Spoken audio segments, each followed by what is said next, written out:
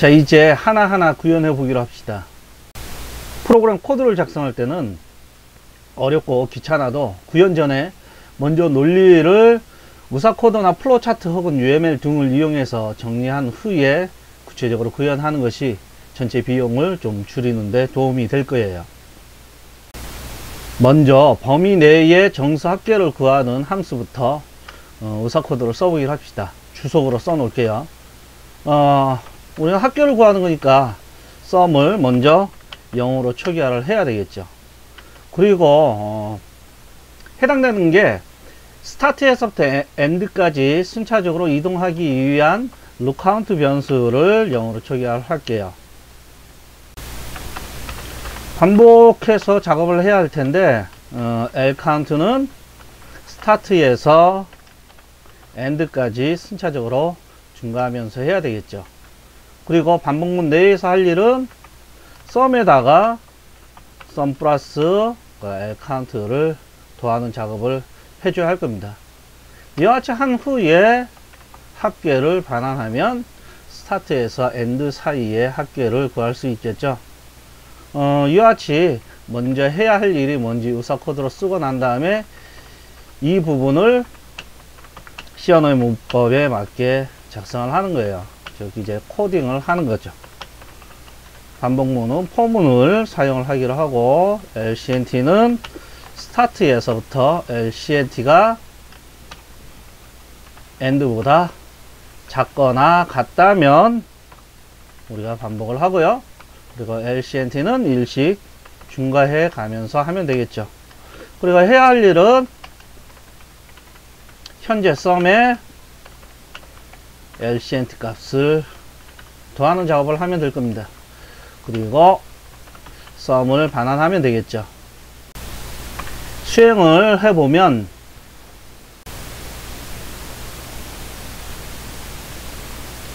지금 getSum inBoundary 함수 테스트를 성공을 한 걸 알 수가 있습니다. 다음으로 특정수가 소수인지 판별하는 함수를 작성해 보기로 해요.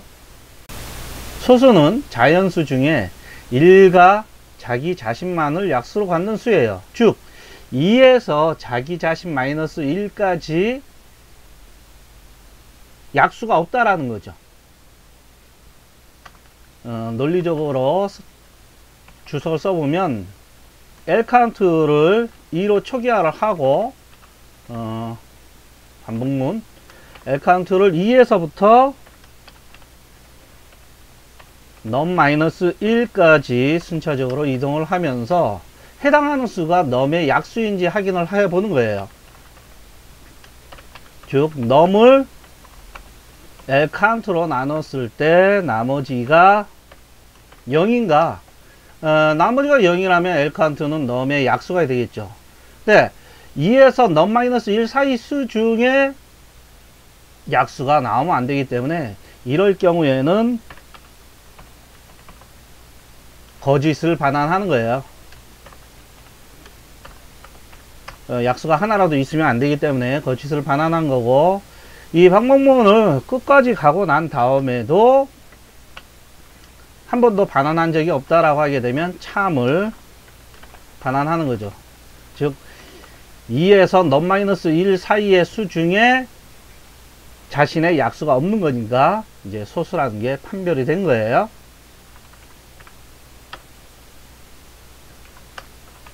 lCount 변수를 하나 선언을 하고 반복문에서 lCount는 2로 출발하고 lCount가 num보다 작다면은 즉 num-1까지 반복을 하게 되는 거죠.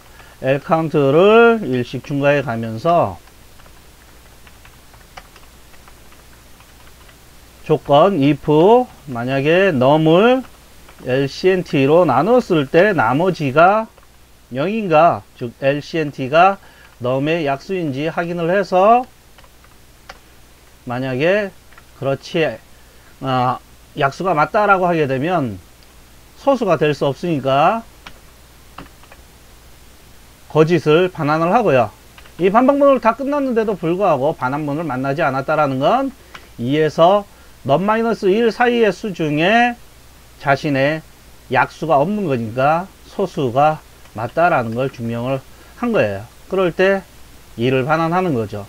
물론 이 경우에 만약에 넘이 1보다 작거나 같으면 소수는 1보다 큰 자연수 중에서 1과 자기 자신만을 약수로 갖는 수니까 그것까지 고려를 한다고 하면 1보다 작거나 같을 때는 이제 0을 반환을 하면 보다 이제 정확한 소수를 구하는 함수가 되겠죠. 네, 실행을 해 볼게요. 보시면 이제 프라임 함수 테스트를 성공한 것을 확인할 수 있습니다. 자, 이번에는 범위 내의 정수 중에 소수의 개수를 구하는 함수인데 이미 앞에서 어떠한 수가 소수인지 아닌지 판별하는 함수는 만들었으니까 앞에서 만든 함수를 이용해서 사용을 하는 거예요. 제일 먼저 count, 우리가 개수를 기억해야 되는데 0으로 초기화하고 반복문에서 count를 스타트 값에서부터 end까지 순차적으로 이동해 가면서 해당되는 수가 소수인지 확인하는 거예요. 조건에서 count가 소수일 때, 이럴 때는 이제 count를 1 중과하는 거죠. 그리고 이 반복문을 전부 다 수행을 해가지고 스타트에서 엔드 사이에 있는 수 중에 소수가 몇 개인지 우리가 카운트에 기억을 시켰으니까 카운트를 반환을 합니다. 한번 코드로 작성을 해 볼게요. 카운트를 0으로 초기화를 하고요. lCount 변수도 선언을 할게요. 반복문에서 lCount 변수는 스타트에서부터 출발하고 end보다 작거나 같을 때까지, 즉 lCount가 end와 같을 때까지 lCount를 일찍 중과해 가면서 lCount가 소수인지 확인을 하는 거예요.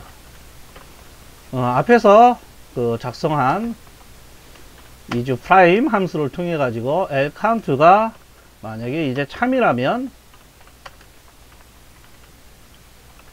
소수의 개수를 1 증가시켜 주는 거죠. 그리고 이 반복문을 탈출하고 난 다음에 현재까지 계산한 소수의 개수를 반환을 하는 겁니다. 실행을 해 볼게요. 지금 보게 되면 getCount 이주 프라임 함수 테스트가 실패했네요. 테스트 코드를 한번 가서 봐보기로 합시다. 브레이크 포인트를 걸고요. F9을 누르시면 됩니다. 해당되는 곳에서 F9을 누르면 브레이크 포인트 설정 다시 누르면 이제 토글이에요. 이 상태에서 디버거 모드로 실행 F5를 누르게 되면 프로그램이 실행하다가 우리가 브레이크 포인트를 설정한 부분을 만나게 되면 자연스럽게 이제 멈추게 됩니다. 거기에서부터 우리가 작성한 코드가 맞는지 틀린지 하나하나 트레이스를 하는 거예요. 우리가 작성한 코드가 언제나 논리적으로 맞지는 않거든요. 디버깅이라고 얘기합니다. 이 함수 내부로 들어갈 때는 F12를 누르시면 이 함수 안으로 들어가게 되고요. 조사식에 우리가 궁금해하는 lCount와 count 변수 값이 어떻게 되는지 한번 봐보는 거예요.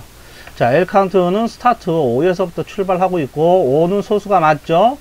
count를 증가시키고 있고 6일 땐 소수가 아니고 7일 땐 소수가 맞고 8일 때 소수가 아니고 9도 소수가 아니고 10도 소수가 아니고 11 소수가 맞죠?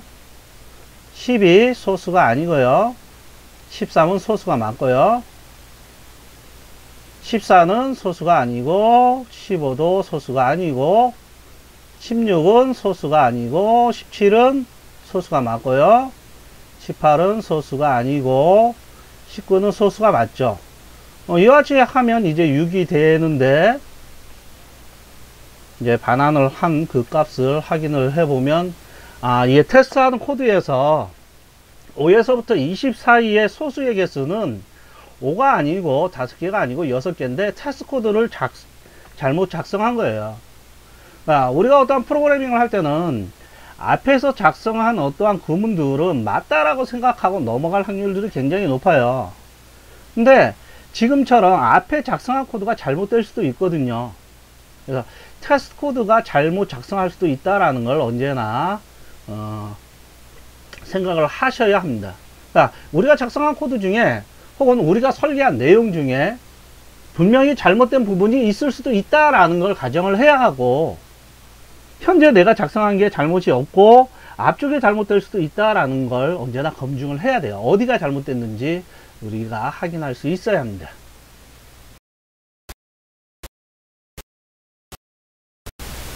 자, 이번에는 n개의 정수의 합계를 구하는 함수를 만들어 보기로 합시다. 입력 인자로 n개의 정수의 그 시작 주소 베이스가 오고 몇 개인지 n개가 오고 있습니다. 일단 합계를 0으로 초기화를 하고요. 마찬가지로 looCount 변수도 0으로 초기화를 하기로 합시다. 반복을 할 텐데 lCount를 0에서부터 n-1까지 이동을 해 가면서 현재의 썸의 베이스에서 상대적 거리 LCNT에 있는 원소의 값을 썸에다가 더하는 거죠. 그리고 나서 썸을 반환을 하는 거예요. 코드로 한번 작성을 해 봅시다. 합계를 0으로 초기화를 하고 lCount 변수도 선언을 할게요. 반복문 lCount는 0에서부터 출발을 하고 LCNT는 n-1까지니까 n보다 작다라면 반복해서 lCount를 일씩 증가해 가면서 작업을 하기로 합시다. 현재 합계의 베이스에서 상대적 거리 lCount에 있는 원소를 더합니다. 그리고 합계를 반환하면 되겠죠. 자, 이제 테스트를 해 봅시다. 네, 테스트 해보면 getSum 함수 테스트를 성공한 것을 확인할 수가 있어요. 주수를 바꾸는 함수는 이미 함수 매개변수 전달하기 위해서 설명한 적이 있으니까 여기에서는 설명을 하지 않고 넘어가기로 할게요. 테스트를 해보면 수합 함수가 잘 동작하는 걸 알 수가 있어요. 자, 이번에는 n개의 정수에서 제일 큰 정수가 있는 메모리 주소를 구하는 함수에 대해서 의사 코드를 주석으로 작성해 보기로 합시다. 먼저 제일 큰 값이 있는 위치를 0번째 베이스에서 상대적 거리 0인 곳에 있다라고 가정을 하기로 해요. 이렇게 해서 인덱스를 1에서부터 출발해서 n-1까지 이동을 해 가면서 만약에 베이스에서 현재 맥스 인덱스에 있다라고, 현재까지의 맥스 인덱스보다 이제 새로운 이 인덱스에 있는 값이 더 크다라고 하게 되면 최대값이 있는 위치를 변경해 주는 거죠.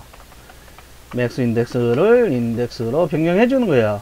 이와 같이 해서 이 반복문을 탈출하고 난 다음에 베이스에서 맥스 인덱스 메모리 주소를 반환을 하게 되면 제일 큰 정수가 있는 메모리 주소를 구할 수 있겠죠.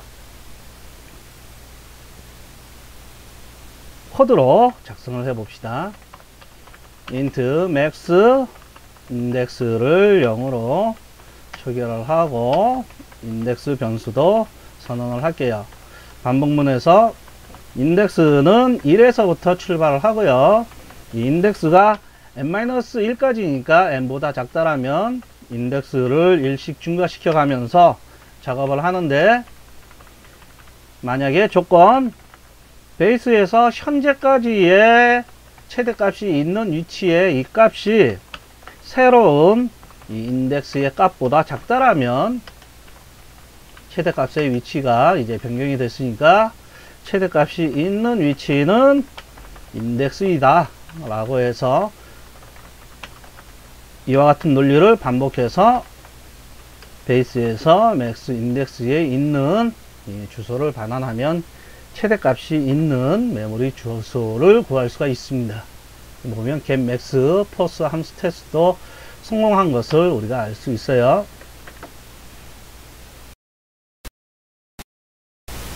자, 마지막으로 n개의 정수를 크기 순으로 정렬하는 함수인데, 선택 정렬로 이용하고 또 내림차순을 이용해서 정렬을 하는 겁니다. 반복하면서 하는데, 우리가 정렬을 해야 될 이 n이 1보다 크면 반복을 하기로 합시다. 앞에서 작성한 함수를 이용해서 베이스에서 n개의 원소 중에 제일 큰 위치를 찾는다. 그리고 이렇게 찾은 거를 맥스 포스에 대입을 하기로 해요. 그러고 나서 맨 앞에 원소하고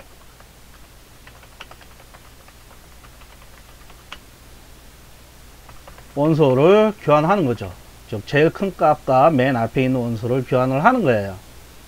그리고 이와 같이 하고 난 다음에 어떠한 작업을 하냐면 n 값을 이제 1 감소하는 거예요. 이제 정렬을 해야 될 원소 개수가 1 줄어든 거고, 그리고 이제 맨 앞에 있는 거는 제일 큰 것이 있는 거니까 베이스의 위치를 다음 위치로 이동을 시킵니다. 자, 한번 구현을 해 보기로 합시다. 맥스 포스는 0으로 해 놓고 반복문이 n이 1보다 크면 반복하여라고, 요게 이제 반복문에서 후 처리해야 될 부분이죠. 조건 변화, 여기에다가 쓸게요. 조건 변화